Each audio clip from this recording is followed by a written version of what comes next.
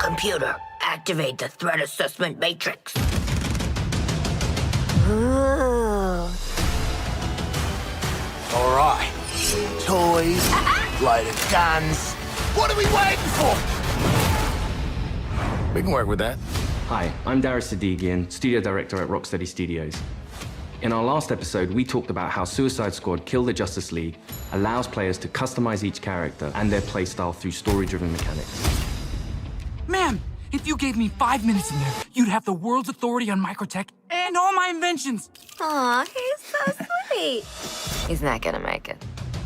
The Suicide Squad gave us the scope, the narrative, gameplay, and then the idea of being able to expand that, be able to take this further. It's going to feel completely fresh. In that spirit, we want to deliver totally new content at no cost for those who purchase Suicide Squad Kill the Justice League. We're back in business. All right, let's steal this shit. Today we'll discuss customization options that draw from the full spectrum of DC Comics. You'll see emotes, rival taunts, outfits, and more. We wanted to have a game that was very focused, but this time we really want to expand out with being able to dynamically update, add new content, take on feedback, and evolve the game over time. For the first time ever, we'll give you a preview of what's to come after the credits roll on our main story campaign.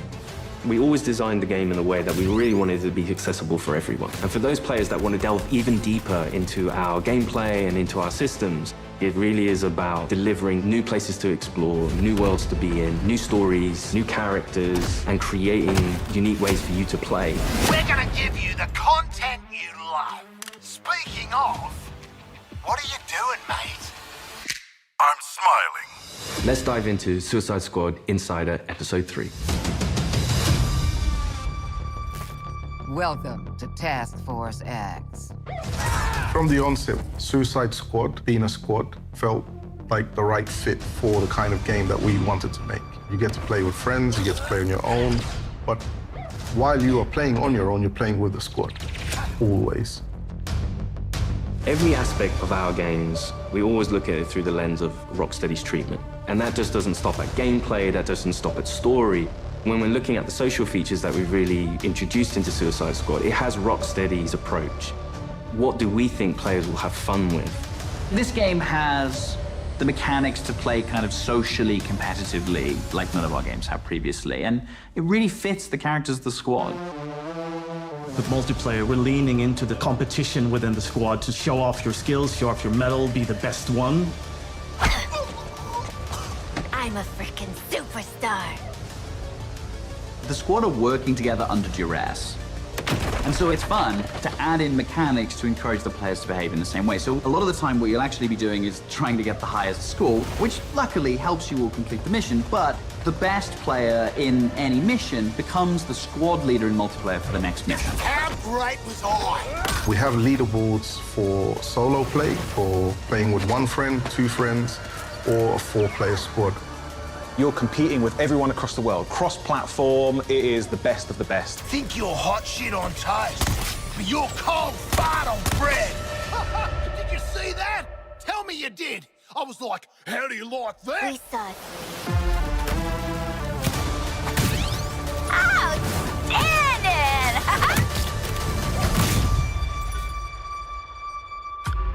There's some really fun incentives for playing together as well as playing competitively. You can use the equipment that other players have equipped on their characters in your squad with the AI playing as the characters. And those players whose bots you use get rewards for you using those bots. And that's a really fun feature that I think the players will be incentivized because they'll get something out of doing too. Farewell. We also have the rival taunt system, where on the leaderboards, if you pass your friends or anyone on your friends list who's also playing the game and you beat their score, when next time they log in, they'll get this kind of funny quip just to show that, oh yeah, by the way, I beat you. Home run, baby. You boot up the game, you're logging in, and then all of a sudden on your screen you get Boomerang giving you the finger. I think fans are going to have a great time with our remote system. Allowing players to kind of communicate in different ways, really in playful ways. As Rocksteady, as creators, this was another opportunity for us to really engage with our characters, extend the narrative through the players' choices with a very cinematic eye. Through the game, we offer many customization options and outfits to the player. You start off in the prison, you get your prison garbs, and then you evolve to the Task Force X outfits. Yeah, right. I was thinking something more fashion-forward. The outfit customization in our game is vast, to say the least. With this game, Rocksteady will deliver a full story-driven campaign to players, including more cinematics than any previous Arkham game. For players who survived the war against Brainiac's forces and want to keep the adventure going, Rocksteady is ready. We very much knew we had a story to tell initially, and then we wanted to carry on feeding into that, and then changing up the gameplay to have a game that was going to evolve through post-launch content. Suicide Squad Kill the Justice League is going to be one of the most generous, player-friendly, post-launch experiences available. Every season, we will have 2 episodes. Each season, there's going to be a different spin on how you play, and will be heavily themed by a DC villain. So there's many, many layers of influence from the DC world on how you play and what you do. The seasonal content gets automatically dropped into the game each episode. There's no playable content locked behind a battle pass, and the in-game shop is for cosmetics only. You'll always be able to go back and play the episodic content. If you want to come back 6 months from now, that'll always be there. This is a totally player-friendly approach to letting you play the content you want to play when you want. The DC universe is massive, and in most games, you can only see or explore a tiny, tiny piece of it. But what's really cool about the narrative of Kill the Justice League is there's almost no limit on where we can go. Celebrating before the game is over. In his pursuit of trying to recreate his perfect Kolu, Brainiac has been experimenting with some of our favorite DC characters' DNA, creating new worlds in alternate realities. It's these worlds that we call Elseworlds. Brainiac is a genius of 12th level intelligence, but he's also trying to rebuild this civilization that he misses and is lost, and there is nothing he won't do to get there. New Kolu will be reborn. He's building a model of the multiverse. It's all gathering data. I will unlock your full potential to serve me.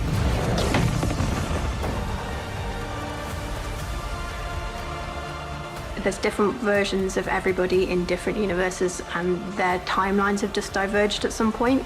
We've got lots of amazing characters coming up in seasonal play that I'm really excited for players to meet. And the Elseworld Principles gives us lots of flexibility and lots of room to put our own spin on them.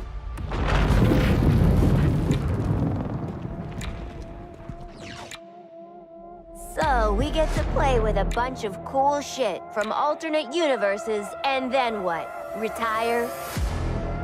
When Season 1 launches this March, you'll be able to unlock a new playable character for your squad, the Joker. At least buy me dinner first.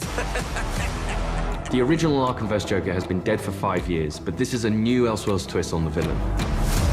He was part of the Suicide Squad in the Elseworld that he's from, which already shows that he's slightly more cooperative than the previous Joker we've had. But as you get used to him and actually play to him, you realize he's unhinged in a different way. Not only has he got to figure himself out, but he's figuring out his place in this new world and this new squad. He hadn't reached supervillain status before Brainiac invaded, so, he's still a bit less experienced. I think we've taken him back to the kind of more vaudeville roots of Joker. He's masking insecurities with traditional Joker behavior. But deep down, he's not sure who he is yet. Lock him up. Oh, making new friends after a move is always tough. As your mission expands deeper into the lore of the DC universe, this new version of the Joker will join your fight with his unique combat, traversal, and weaponry. His traversal is all based around a rocket-powered umbrella, which he can blast himself into the air, and then uses that to glide around, and then he can actually flip that down to grind along buildings, knocking enemies out of the way.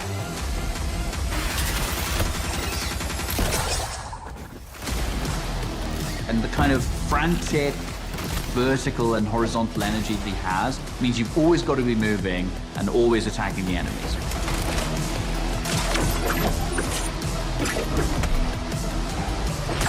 The Joker is only the first of the new squad recruits you could meet through the ongoing additions to our game. Over time, we can build up a library of characters that DC fans might not have expected to see in a video game, like a regular comic book release. I look forward to when the next issue's coming out. And in the same way, I hope people will look forward to the next episode from us. Whatever it is, I'm down. New environments, new characters, missions, challenges, gear, and more. All of this free content comes for players who own the game. We can't wait for you to see what the future holds. With Elseworlds, the possibilities are endless. How do you like that? Thanks for watching this series. We hope you'll join us for Suicide Squad Kill the Justice League, a third-person action shooter where some of the wildest villains of DC Comics join forces to save the world from its greatest heroes. No, that's mental. We're not doing that. God help us. Yeah. I think players are going to be surprised about the depth to which they can craft a character. It comes back to player choice and player freedom.